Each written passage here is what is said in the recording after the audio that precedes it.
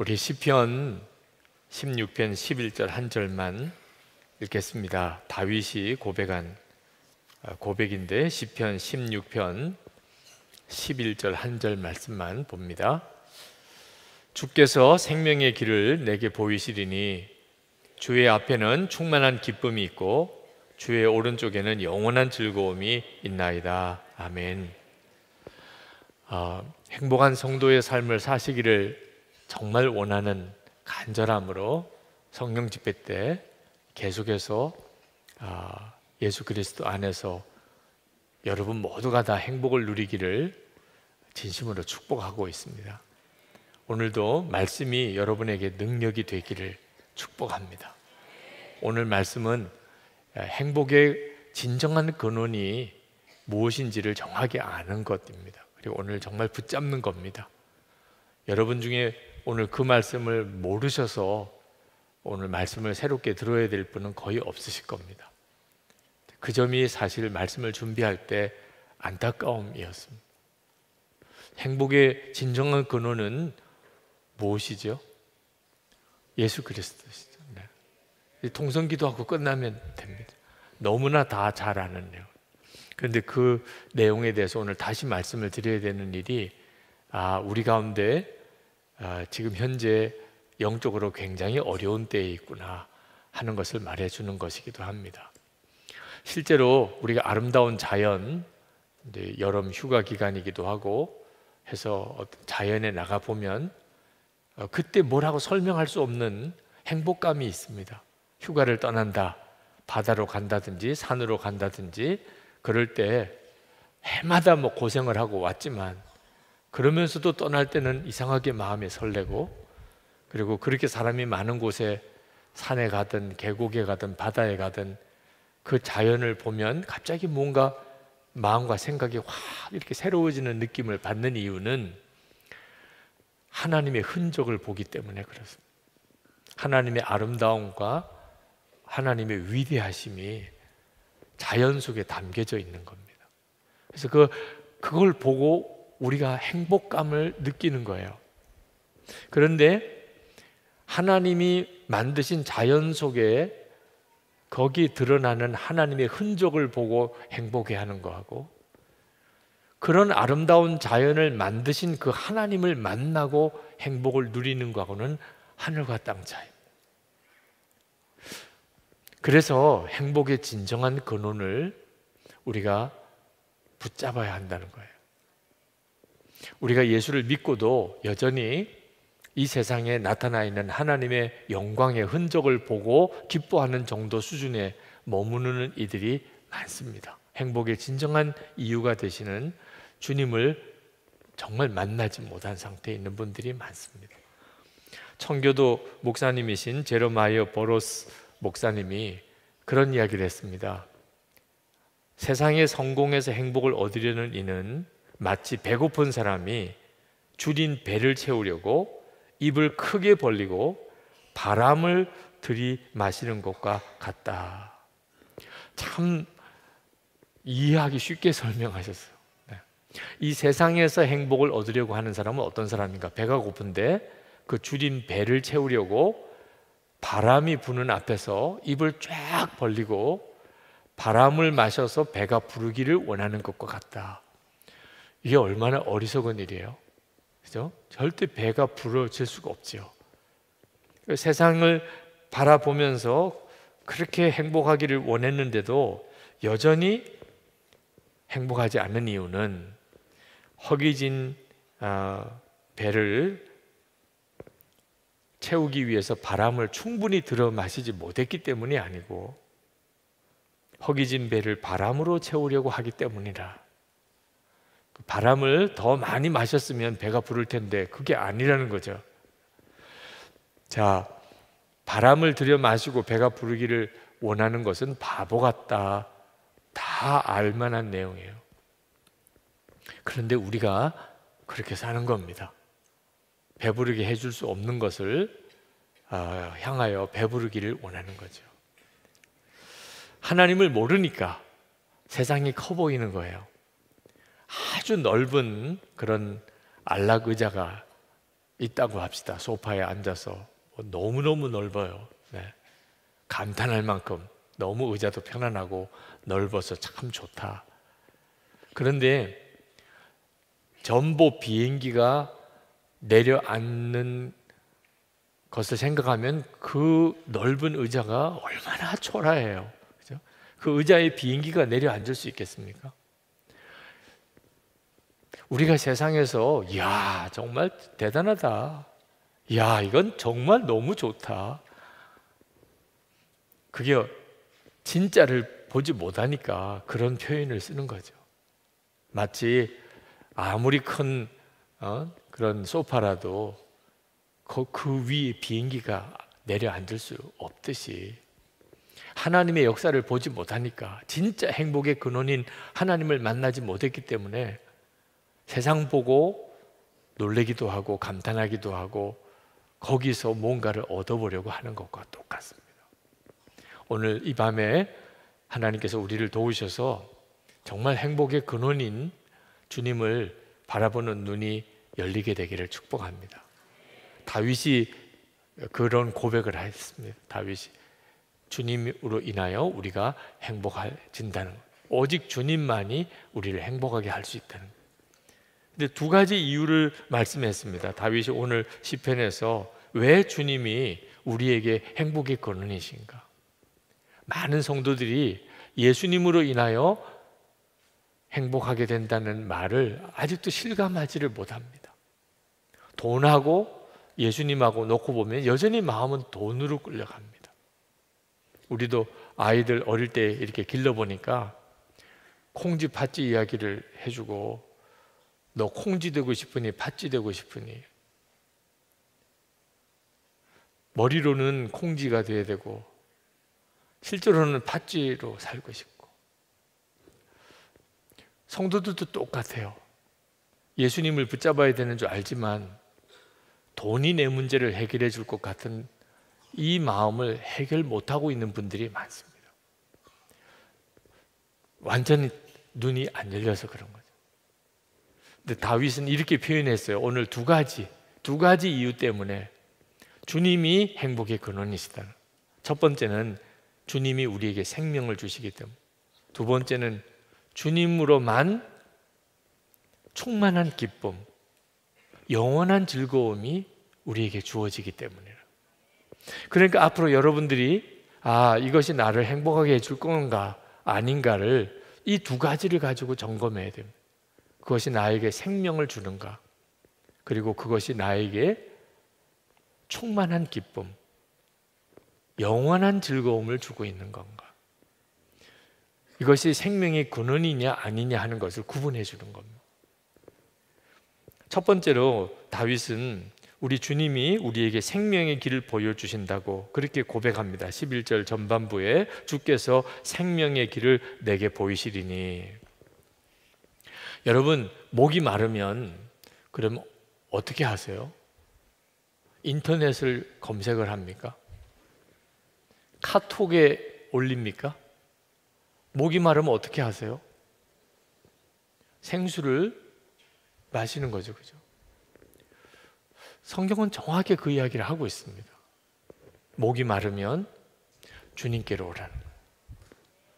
요한복음 7장 37절 38절에 명절 끝날 곧 큰 날에 예수께서 서서 외쳐 이르시되 누구든지 목마르거든 내게로 와서 마시라. 나를 믿는 자는 성경의 이름과 같이 그 배에서 생수의 강이 흘러나오리라. 여기 목마르다는 것은 단순히 우리의 육신의 목이 마른 게 아닌 것은 아시죠? 우리가 살아가는 동안 부족하다고 느끼고, 그리고 고통스럽다고 느끼고, 정말 구원이 필요하다고 생각되는 모든 사람들은 주님께서 부르셨어요. 그랬으면서 약속하시기를 생수의 강을 속에서 흘러나올 될 것이라. 이 생수의 강, 생명의 물인 거죠. 그러니까 예수 그리스도에게 오면 우리에게 생명의 역사가 일어나게 됩니다. 예수님이 우리에게 생명을 주시는 분이라고 성경은 명확히 이야기하고 있습니다. 요한복음 14장 6절에 예수께서 이르시되 내가 곧 길이요 진리요 생명이니. 골로새서 3장 4절에 우리 생명이신 그리스도께서 나타나실 그때에. 요한일서 5장 12절에 아들이 있는 자에게는 생명이 있고. 그래서 예수님은 우리에게 생명을 주시는 분이에요. 이 생명은 내 영혼이 사는 것입니다. 우리는 이미 육신의 생명을 가지고 있기 때문에 생명을 얻는다는 것이 뭔지를 정확히 잘 알지 못합니다. 내가 지금 살아있으니까, 내가 정말 생명을 얻었다는 게 얼마나 엄청나고 놀라운 것인지, 그게 얼마나 행복한 것인지에 대한 실제적인 느낌이 우리에게 없어요. 근데 생명이 뭘 말하는 것일까요? 하나님이 믿어지는 것, 그리고 하나님을 바라보게 되는 것, 그리고 하나님을 사랑하게 되는 것. 이것이 내 영이 생명을 얻게 됐다는 것입니다. 반대로 하나님이 믿어지지 않고 하나님이 함께 계시는 게 바라보아지지도 않고 하나님을 사랑하는 마음도 없는 사람은 영혼이 죽은 사람, 영이 죽어 있는 사람인 것. 여러분, 일단 살아야 행복하기도 하는 거죠. 영도 똑같습니다. 그러니까 우리가 행복하기 위해서 가장 중요한 것이 하나님이 믿어지는 이 내 영이 생명이 사는 것입니다. 제가 한 번은 어떤 분이 갑자기 세상을 떠나셔서 밤늦게 문상을 가게 됐습니다. 늦게 고속도로를 쭉 타고 운전해 가면서 참 갑자기 세상 떠난 그분과 그 가족들, 유족들을 뭐라고 위로를 해야 될까? 마음에 그런 때가 참 쉽지 않은 것이, 마음에 뭔가 이렇게 다 가라앉고 어둡고 눌려있는 그런 마음으로 운전을 해 가다가 갑자기 어떤 생각이 하나 들었냐 하면, 세상을 떠난 그분이 그 빈소에 계시지 않고 그분은 이미 하나님 품에 계시겠지, 그런 생각이 들더라고요. 나는 뭐 그 시신이 있는 빈소로 지금 가고는 있지만 실제로 돌아가신 그분의 영혼은 하나님 품에 계시지. 그러니까 그분이 나를 보고 계실 것 같아요. 문상을 가는 저를 하나님의 품에서 나를 보고 계실 것 같더라고요. 그분이 보시기에는 어떨까? 그때 제 마음속에 그분이 저에게 너무 슬퍼하지 마세요. 우리 아이들이 다 슬퍼하고 있는데 목사님이 좀 가셔서 나는 너무 기쁜 가운데 있다고 그렇게 좀 이야기해 주세요. 그 슬퍼하는 유족들을 보는 고인의 눈이 어떤가 하는 것들이 이렇게 갑자기 깨달아지는 겁니다. 그러면서 이제 운전해 가는 그 밤 거리를 보시는 또 그 고인은 어떤 생각이실까? 우리가 이 세상 살아가는 동안에 얼마나 치열하게 삽니까? 정말 아둥바둥하고 살고, 그러다 보니까 서로 싸우기도 하고 원수 맺기도 하고, 그죠? 너무 지나치게 고민하다가 병들기도 하고, 우리가 살아가는 삶의 모습들이 그런 모습들인데 하나님의 품에서 내려다 보면 그게 얼마나 하잘것없는 일들일까? 그런 문제 때문에 그렇게 고민을 하느냐? 그런 것 때문에 그렇게 어려워하느냐?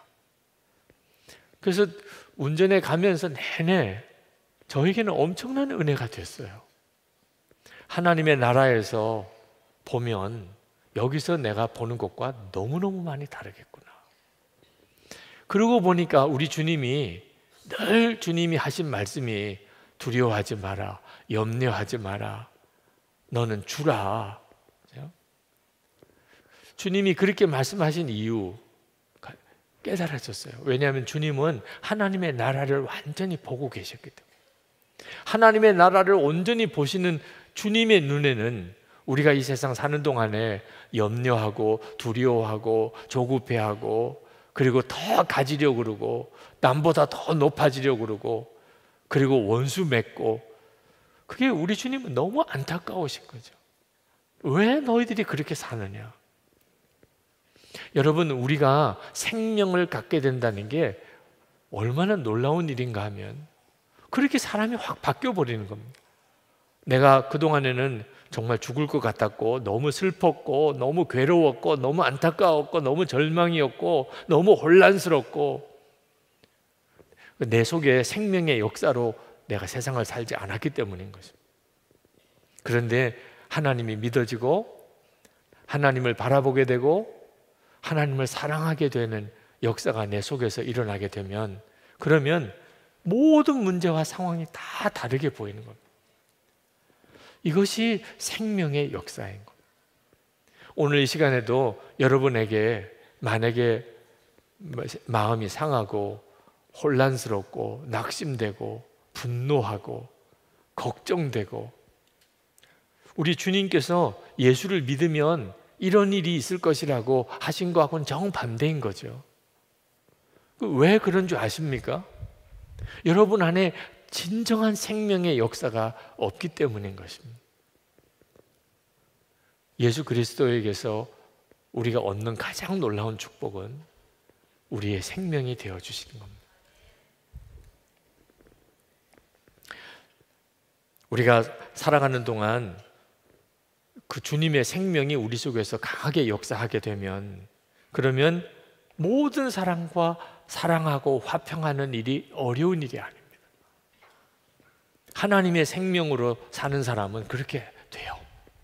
하나님이 계신 것을 믿게 되고 바라보게 되고 주님을 사랑하고 나면, 그러면 싸우고 싶은 마음도 없습니다. 갈등하고 살 이유도 없어요.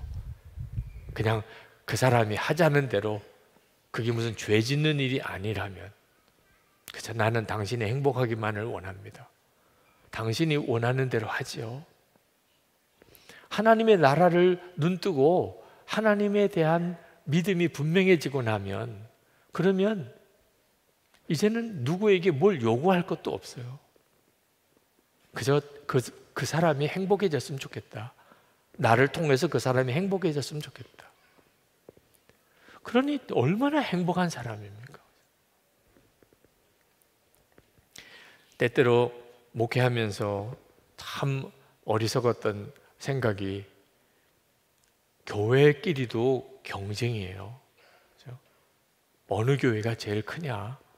이 도시에서, 이 동네에서 어느 교회가 제일 크냐? 목사님들끼리도 어느 목사님이 더 설교를 잘하냐? 생명의 역사가 없으면 목사도 그런 생각에 함정에 빠지게 되더라고요. 그런데 내 안에 생명이 역사하기 시작하면 이제는 그건 아무 문제도 되지도 않아요. 모든 교회는 다 하나죠. 주님의 교회일 뿐입니다. 우리 교회가 더 크냐, 어느 교회가 더 크냐는 것은 하나님의 계획 가운데 각각 쓰실 계획이 있어서 하실 뿐인 거죠. 우리의 진정한 주님, 역사하시는 분은 주님이시죠. 우리는 그의 온전한 종일 뿐입니다. 근데 우리끼리 서로 비교하고 더 높고 낮고 잘하고 못하고가 어디 있겠어요? 생명의 역사가 없으면, 그러면 우리는 거룩한 주의 일을 하면서도 끊임없이 서로 경쟁하고 갈등하고 싸우고 갈라지고 그렇게 끝나게 됩니다. 여러분, 생수의 근원이 주님이시거든요. 그런데 이스라엘 백성들이 그걸 알지 못했을 때, 그게 얼마나 중요한 건지, 하나님을 정말 믿고 하나님을 사랑하고 그리고 주님을 바라보고 사는 게 얼마나 중요한 건지를 몰랐을 때 그들은 하나님을 떠나버렸어요. 예레미야 2장 13절에 내 백성이 두 가지 악을 행하였나니 곧 그들이 생수의 근원되는 나를 버린 것과 스스로 웅덩이를 판 것인데 그것은 그물을 가두지 못할 터진 웅덩이들이니라. 주님을 바라보고 사는 것, 그게 얼마나 나를 복되게 만드는지를 모르니까 바쁘면 주님 바라보는 것을 중단하는 것. 예수 동행 일기를 쓰시라고 그렇게 권해드려도 못 쓰시는 분들은 가장 많은 이유가 바쁘다는 거예요. 일기 쓸 시간이 없다. 잠자기도 지금 시간이 모자라는데 또 일기까지 쓰고 자야 되냐. 그것도 또 남의 댓글까지 달아줘야 되고. 충분히 이해가 돼요. 네. 시간을 잘 절제해서 쓰지 않으면, 그리고 쓸데없는 데 쓰는 시간을 과감하게 버리지 않으면, 그러면 예수 동행 일기 쓸 수 없죠. 그런데 더 중요한 것은 주님을 바라보고 사는 일이 얼마나 중요한지를 모르니까 그렇게 사는, 생명의 주님이기 때문에 주님을 계속 바라보면 내 안에 생명의 역사가 일어납니다.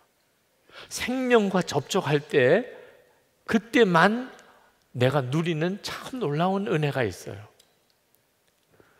아주 최첨단 그런 장비들을 아주 방 하나 가득 이렇게 갖추어 놓아도 그 최첨단 장비는 생명 자체가 아니기 때문에 나중에 가면 그 영혼이 피폐해집니다. 아무리 최첨단 장비를 가지고 있어도. 그런 걸 가지는 것을 좋아하는 사람, 그런 사람에게는 순간에 만족이 있을 수 있지만, 생명이 없는 것은 내 영혼을 황폐하게 만들 뿐이에요. 그런데 개 한 마리라도 있으면 느낌이 확 다르다니까요. 그냥 기계 속에 둘러앉아 있지만 옆에 기르는 고양이나 개 한 마리라도 옆에 있으면, 그러면 벌써 느낌이 확 달라요. 왜 그렇죠? 도대체 그 뭐가 그렇게 다르게 만드는 거죠? 살아있는 생명체니까. 그러니까 동물이지만 교감이 있는 거예요. 여러분, 농사 짓는 농부들이 그렇게 힘들게 농사를 지으면서도 그래도 계속 농사를 짓는 이유가 뭘까? 그 농사 지으시는 분들이 하시는 고백 중에 참 마음에 와 닿는 게 있더라고요. 들판에 나가면 생명을 본다는 것. 밤새 부쩍 자라있는 식물들, 그렇게 심어놓은 여러 가지 농작물들, 그 식물들을 이렇게 손보고 또 김매주고 그렇게 하면서 행복감을 느끼는 거예요. 자라는 것을 보는 것이. 생명이 있으니까 자라잖아요. 열매도 맺고. 그게 주어지는 놀라운 행복이 있다는 거예요. 여러분, 사람들 만나는 것도 이제부터 한 생명을 만나는 겁니다. 여러분, 지금 여러분 옆에 사람들이 쭉 앉아 있는데, 물론 뭐 얼굴도 몰라요, 이름도 몰라요. 어떻게 앉다 보니까 옆에 앉으신 거죠. 그런데 살아있는 분이니까 괜찮은 거예요. 네. 죽어 있는 시체라면 심히 지금 곤혹스러우실 거예요. 네. 살아있다는 게 우리에게 얼마나 큰 힘이 되는지, 함께 이렇게 와서 함께 찬양하고 기도할 수 있는 사람이 있다는 거예요.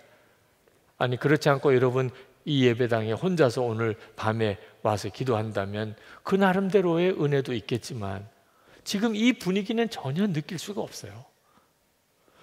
사람을 만난다는 것은 생명과의 접촉인 거죠. 그런데 여러분 생각해 보세요.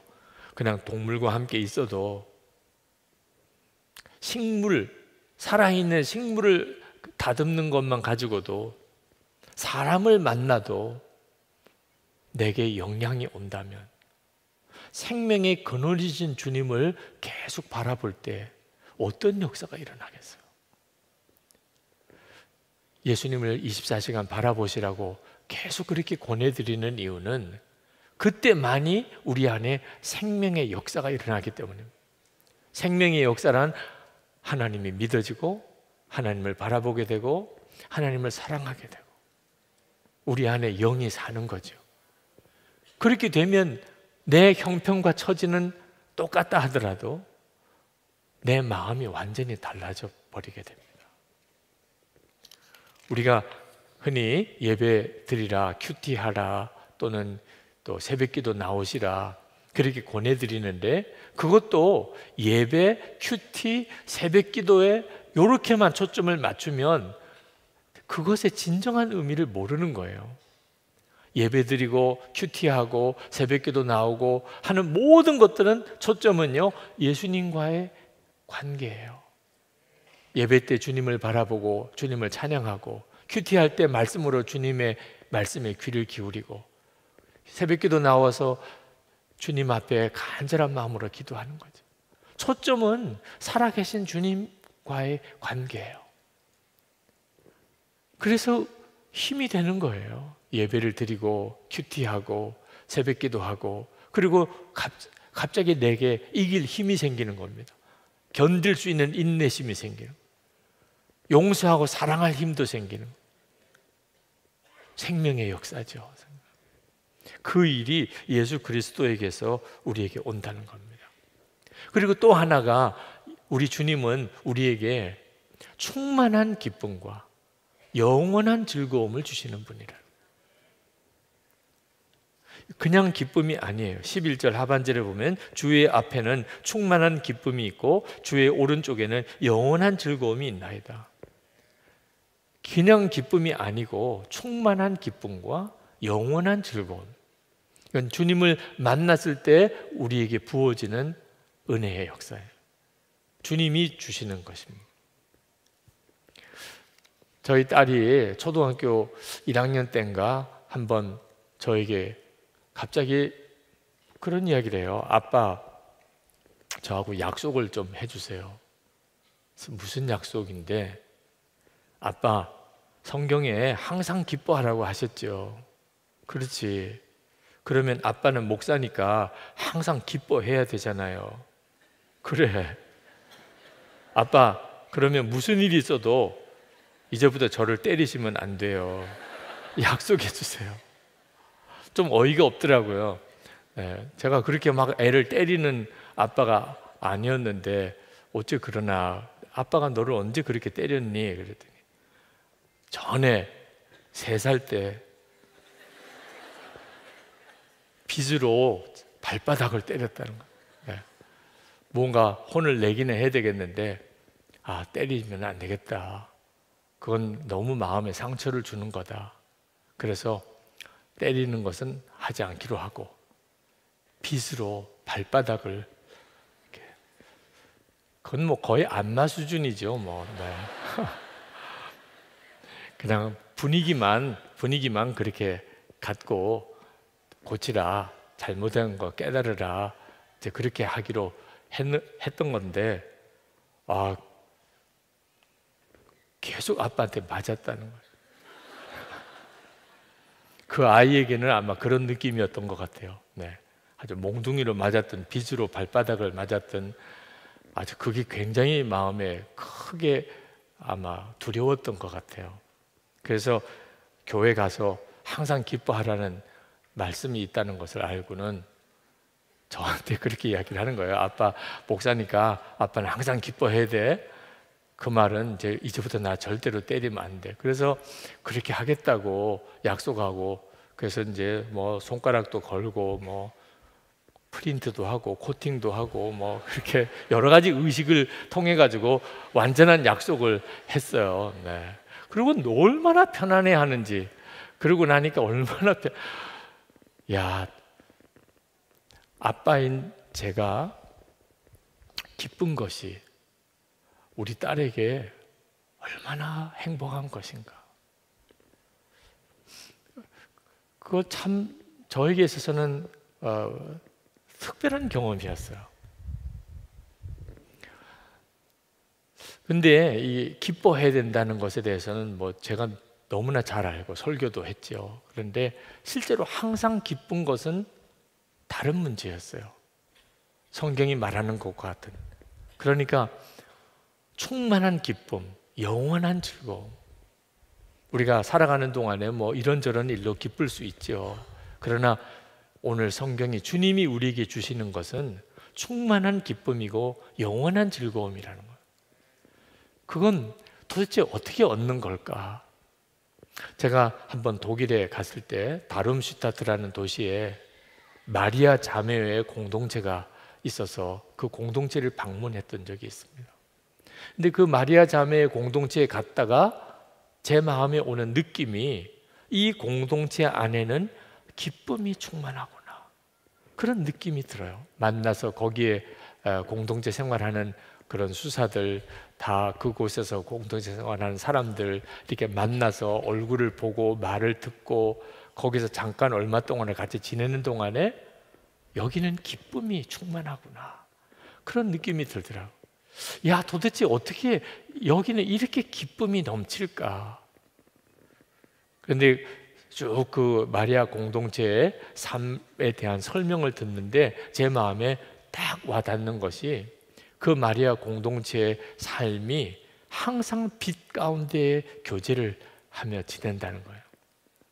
그 빛 가운데 교제는 하나님 앞에 회개할 수 있도록 서로를 돕는다는 겁니다.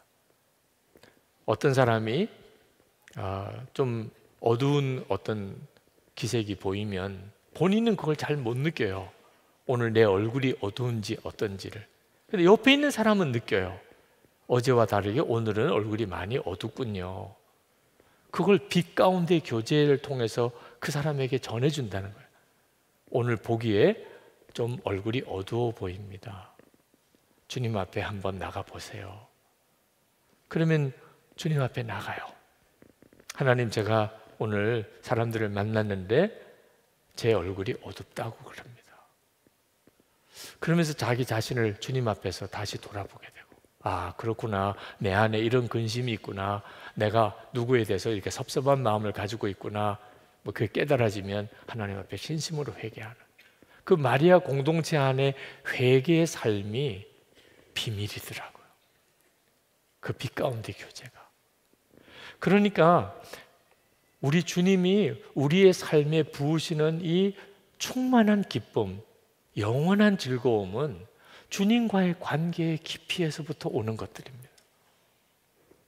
여러분이 주를 계속 바라보고 주님과 동행하는 삶을 살면서 여러분이 누리는 가장 놀라운 복이, 하나는 생명이고 하나님이 믿어지고 하나님을 사랑하고 하나님을 바라보고, 또 하나가 넘치는 충만한 기쁨, 영원한 즐거움이 것입니다. 하나님을 잘 믿는 성도의 특징이 얼굴이 밝은 거예요. 어느 목사님은 부목사님과 전도사님이 아침에 출근해서 기도회를 하는데 얼굴이 어두우면 바로 퇴근시켜버린대. 교인 만나지 말. 목사님, 전도사님 그 얼굴로 오늘 교인 만나지 마세요. 그래서 그냥 바로 집에 가라고 그러죠. 얼굴이 밝지 않으면 아무 사역도 하지 말라. 뭐 그렇게까지도 하시는 목사님이 계시다고 들었는데, 우리가 정말 예수님 안에 있다면 그러면 우리 얼굴은 반드시 표시가 나게 되어 있습니다. 충만한 기쁨과 영원한 즐거움이 우리 안에 있어요. 그래서 우리 주님이 마태복음 6장 31절 32절에 무엇을 마실까 무엇을 입을까 하지 마라, 염려하지 마라, 다 이방인들이 구하는 것이라. 하나님 아버지는 너희가 그것이 필요한 걸 다 알고 계시다. 염려와 근심을 마음에 두지 않게 되기를 그렇게 권하셨던 겁니다. 여러분, 진정으로 이렇게 기쁨이 있고 그리고 정말 영원한 즐거움을 가지고 있는 그런 교회와 성도가 어디에 있을까요? 우리가 정말 관심 가지고 이제부터 볼 필요가 있습니다. 우리 교회는 정말 그런 교회인가? 우리 속회는, 나는 정말 그런 사람. 예수를 믿는 사람은 부인할 수 없는 증거가 바로 이 기쁨이에요. 사람들이 교회를 안 오고 저 바다로 가는 이유가 뭐죠? 진짜는 교회에 있는데 사실 교회와 성도들 안에 진정한 기쁨이 없으니 그 기쁨을 얻으려고 산으로, 바다로 가는 거예요. 왜? 그나마 거기는 하나님의 흔적이 보이니까. 근데 교회에 오면 맨 답답하기만 하고 짜증만 나고 서로 시험만 들고, 그게 지금 우리가 가지고 있는 큰 곤혹스러운 일이죠. 이건 정말 회복해야 합니다. 24시간 주님을 바라보자고, 주님과 그렇게 친밀히 동행하자고 강조하는 이유예요. 그것 아니고서는 우리는 진정한 기쁨을 누릴 수가 없습니다. 여러분, 예수님께서 40일 금식을 하시고 몹시 줄이 섰을 때 마귀가 예수님에게 유혹하기를 이 돌들로 떡이 되게 하라. 그래서 먹으라. 그때 예수님께서 대답하시기를 사람이 떡으로만 살 것이 아니라 그렇게 말씀하셨습니다. 이 떡으로만 산다는 게 뭔가? 떡이 기쁨이라는 거예요. 떡이 기쁨. 내 기쁨이 떡이라는, 먹는 거라는 거예요. 요즘은 정말 그런 시대예요. 먹는 게 기쁨이에요. 먹는 낙으로 살아요. 그런 것 같지 않은 저도 어디 여행을 이렇게 가보면 꽤 신경이 쓰여요. 아침에 그 숙소에 있는 식당에 이렇게 내려가서 행복을 느낄 수도 있고 정말 비참한 불행을 경험하기도 해요. 먹는 거 하나 때문에. 음식이 입에 맞냐 안 맞냐. 성지순례 가서도 그래요. 성지순례 가서도 음식이 뭐 맞다 안 맞다 우리가 그렇게 투정하고 있더라고요. 우리가 먹는 데다가 기쁨을 얻으려고 하고 살고 있더라고요. 우리 주님이 말씀하셨어요. 사람이 떡으로만 사는 게 아니라 하나님이 주신 말씀으로 산다. 여러분이 얼마나 주님이 아닌 곳에서 내가 기쁨을 얻으려고 하고 살고 있는지를 스스로 돌아봐야 돼요. 나는 정말 예수 믿고 진짜 주님으로 인하여 기뻐하는 사람인가? 예수를 정말 제대로 믿으면 당연히 그렇게 됩니다.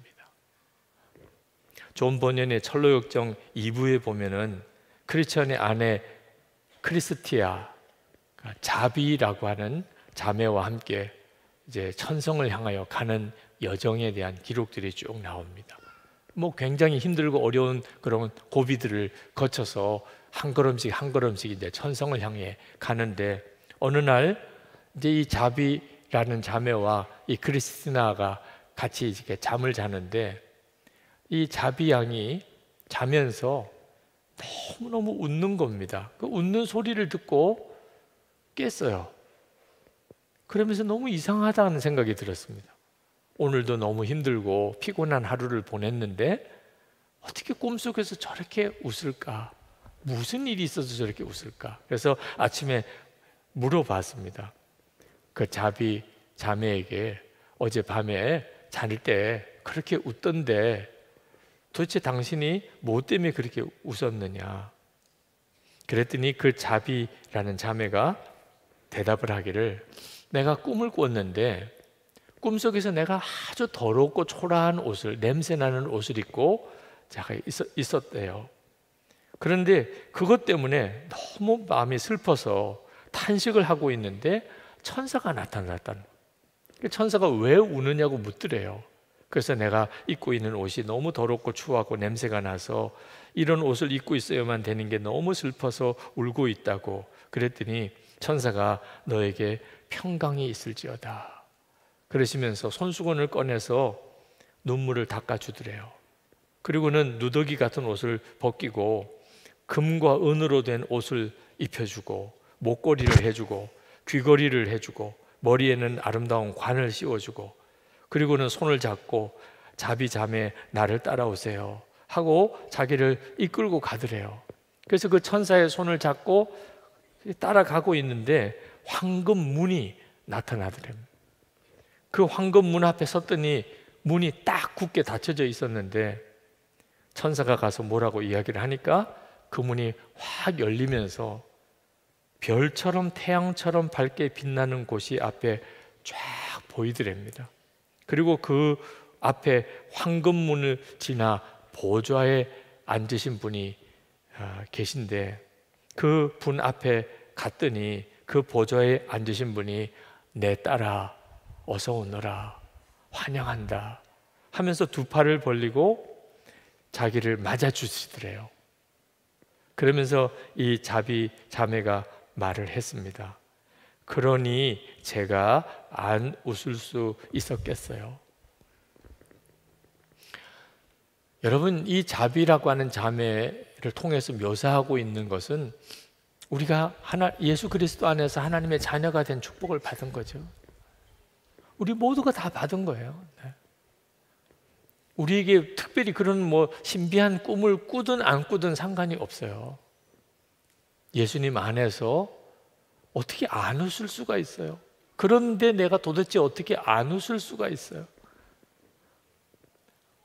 우리가 주님을 바라보고 주님과 동행하고 살면 우리가 어떤 구원을 받았으며 우리가 어떤 신분이 되었으며 그리고 지금 우리가 어떻게 주님의 인도를 받고 사는지를 주님은 우리에게 알게 해주십니다. 이것이 진짜가 되어야 돼요. 오늘 이 시간 여러분 우리가 같이 하나님께 기도할 것은 주님이 내 생명이시고 주님이 내 진정한 기쁨이 되시는 것이 내가 머리로 아는 데서 그치지 않고 오늘 이 밤에 내게 실제가 되게 해주세요. 생명의 역사와 기쁨의 역사가 내 안에 일어나게 해주세요 하고 기도하는 겁니다.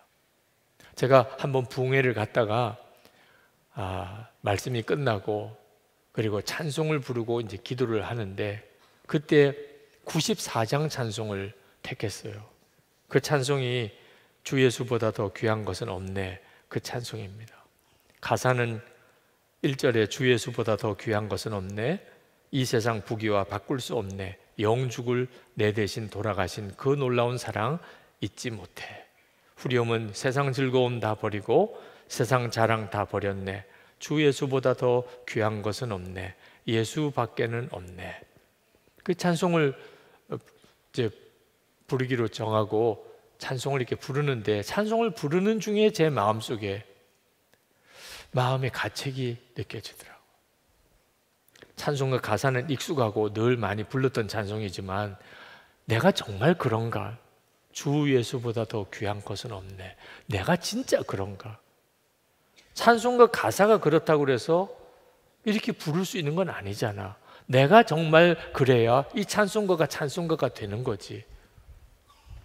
주 예수님보다 먼저 생각나고 더 좋아하는 것이 여전히 내 마음속에 해결이 안 되고 있는 것이 있는데 만약에 사람들 사이의 관계에서도 진짜 그 마음이 아니면서도 입으로만 사랑해요, 좋아해요, 감사해요.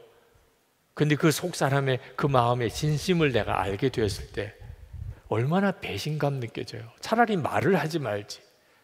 사랑한다고 말을 하지 말지. 사랑을 안 하면서. 감사하다고 말을 하지 말지. 감사도 안 하면서. 그렇잖아요. 그죠?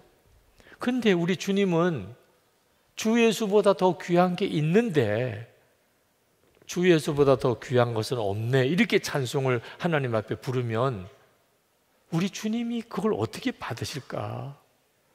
1절을 부르는데 그 마음이 제 마음을 너무 찔러요. 그래서 1절을 부르고 중단시켰습니다. 여러분 잠깐만, 반주하는 분에게도 잠깐만 중단하라고. 그러면서 찬송을 부르면서 제 마음속에 찔림이 있었다. 주 예수보다 정말 귀한 게 없느냐? 세상 즐거움 다 버리고 세상 자랑 다 버렸네. 정말 그런가? 만약에 솔직히 그건 아닙니다, 아직. 그러면 안 부르셔도 좋다. 그냥 기도하시라, 마음으로. 하나님, 이런 믿음이 되게 해주세요. 하나님, 제가 이 찬송가 가사처럼 그렇게 되게 해주셔서 부를 수 있게 해주세요. 그렇게 기도하라, 차라리. 정말 그러신 분, 세상 즐거움 다 버리고 세상 자랑 다 버리고 주 예수보다 더 귀한 것 없네, 하나님이 들으셔도 너는 진짜야, 이럴 수 있는 분들은 부르시라고. 다시 부르시자고. 그래서 다시 전주가 나오고 그리고 1절을 다시 부르기 시작을 했는데 얼마나 뜨겁게 불렀는지 라고 하면 얼마나 좋겠어요.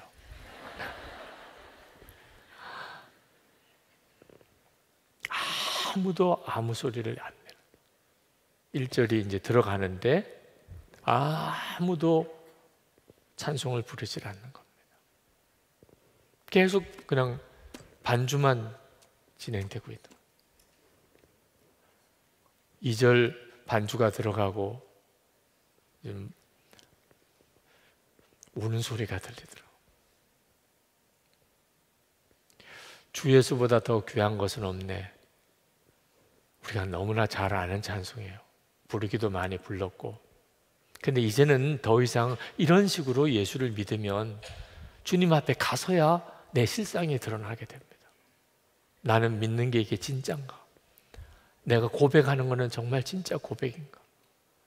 이거 믿어져야 되고 고백이 되어져야 되는 거. 이게 바로 오늘 우리가 응답을 받아야 될 문제. 모르는 바는 아니에요. 행복의 진짜 근원은 예수님이십니다. 주님으로만 생명이 오고 주님으로만 진정한 기쁨이 오는 거예요. 내가 정말 그것을 믿는가? 만약에 그렇지 않다면 오늘 우리는 정말 그냥 돌아갈 수는 없잖아요. 그렇죠? 이 문제는 진짜 해결해야 되잖아요. 주님, 제 눈을 열어주세요. 정말 주님을 바라보는 눈을 뜨게 해주셔서 생명의 역사가 오늘 내 속에 일어나게 해주세요. 충만한 기쁨, 영원한 즐거움의 역사가 내 안에 일어나게 해주세요. 오늘 주님과 안에서 여러분 안에 나 왜 마음이 이렇게 완전히 달라졌지? 오늘 집에 돌아가는데 내 마음이 왜 이렇게 달라진 거지? 도대체 뭐가 변한 거지? 그런 역사가 있게 되기를 축복합니다. 기도 중에 그런 체험이 있게 되기를 축복합니다. 우리 찬송 같이 부르시고 그리고 통성으로 우리 기도하시겠는데 우리 좀 힘있게 부릅시다. 오, 이 기쁨 주님 주신 것. 우리 찬송을 부르실 텐데 우리 다 일어나셔서 부르실까요?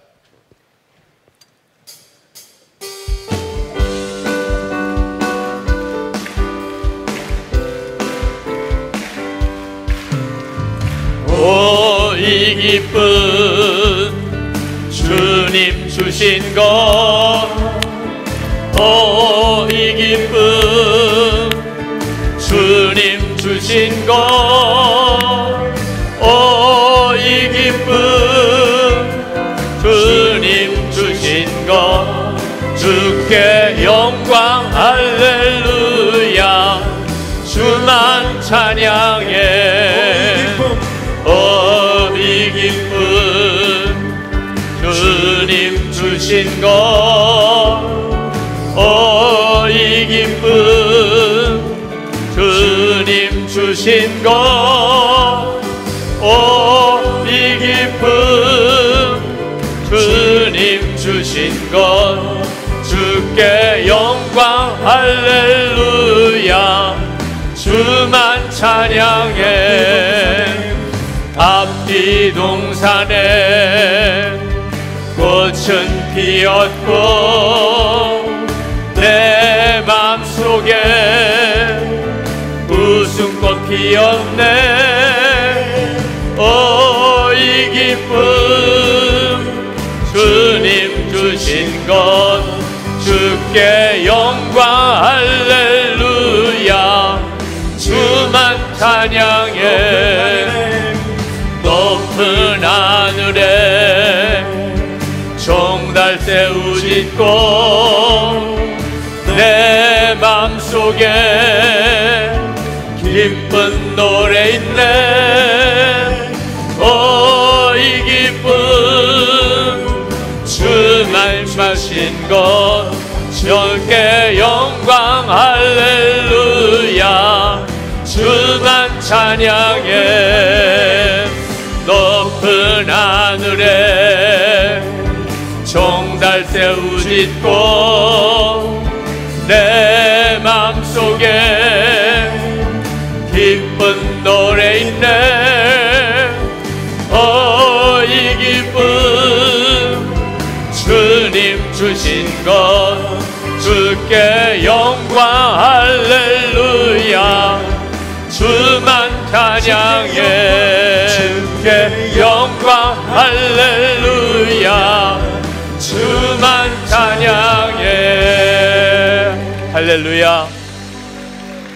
이 시간에 우리 기도할 때 강단에 나와서 기도하실 분들 내려오셔서 기도하시고, 안수기도 받기를 원하는 분들 앞으로 나오셔서 아랫단에서 기도를 준비하시고 안수기도 받으시기 바랍니다.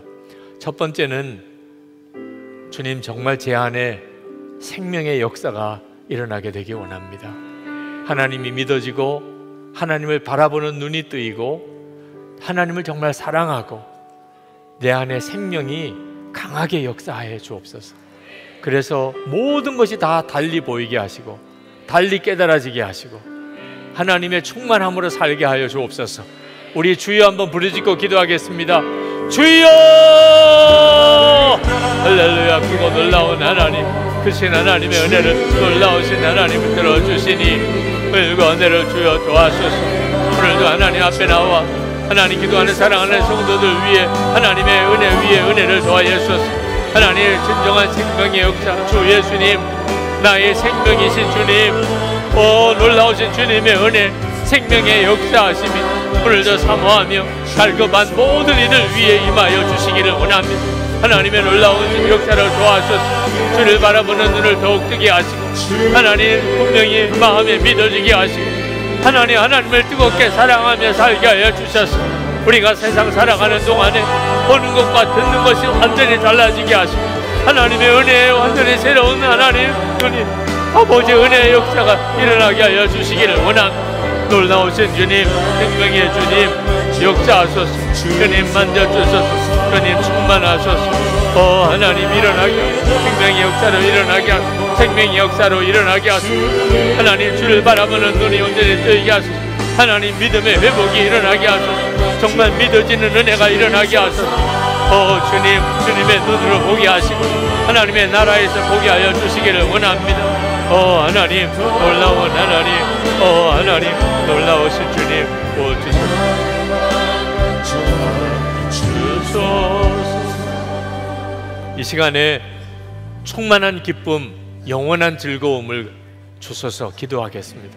하나님 말씀하셨지 않습니까? 그냥 기쁨도 아니고 충만한 기쁨, 영원한 즐거움, 우리 주님만이 주실 수 있는 그 은혜가 오늘 제게 일어나기를 원합니다. 제게 부어지기를 원합니다. 우리 주여 부르짖고 기도하겠습니다. 주여! 놀라우구나 하나님, 크신 하나님의 은혜를 오늘도 사모하며 갈급한 모든 성도에게 더하여 주시기를 원합니다. 마음이 하나님 간절함으로 주님 앞에 나와 기도하는 사랑하는 모든 성도들 위해 주님이 역사해 주시기를 원합니다. 아버지 하나님 말씀하신 그대로 하나님 충만한 기쁨, 하나님 정말 영원한 즐거움 하나님 우리 가운데 임하게 하여 주시기를 원합니다. 놀라우신 주여, 은혜 위에 은혜를 더하시는 주여, 하나님 주님만, 주를 바라보는 자들에게만 누려지는 하나님의 은혜, 하나님 그 놀라운 비밀을 하나님 주시기를 원합니다. 주님 역사하소서. 하나님 우리의 마음과 생각을 온전히 주장하시고 하나님 우리의 마음이 온전히 변화되게 하시고 오늘 이 밤에 하나님을 체험하게 하시고 오늘 이 밤에 하나님 역사를 경험하게 하여 주시고 오늘 이 밤에 하나님 우리의 눈이 뜨이게 하시고 성령의 역사를 하나님 우리 가운데 허락하여 주소서. 주님 도와주소서. 놀라우신 하나님의 은혜로 도와여 주소서. 크신 하나님 은혜로 도와시고 하나님 도와주소서.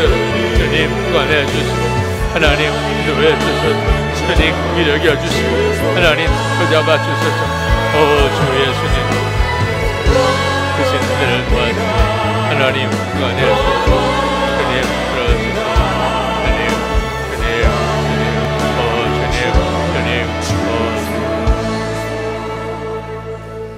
주님이 제게 주신 마음이 오늘 이 밤에 내가 역사할 것이라 하신 말씀을 너무나 강하게 주셨습니다. 오늘 밤에 그렇게 하실 것입니다.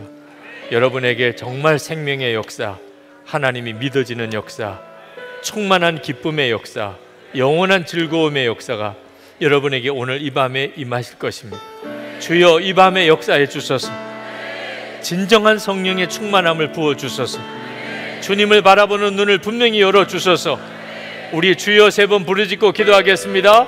주여! 주여! 주여! 아버지 하나님 놀라우신 주여, 하나님 오늘 이 밤에 하나님 주께서 행하시고 주님께서 이루시고 주님의 역사를 이루시고 주님이 원하시는 것을 이루시고 하나님의 기뻐하시는 것을 이루시기를 원합니다.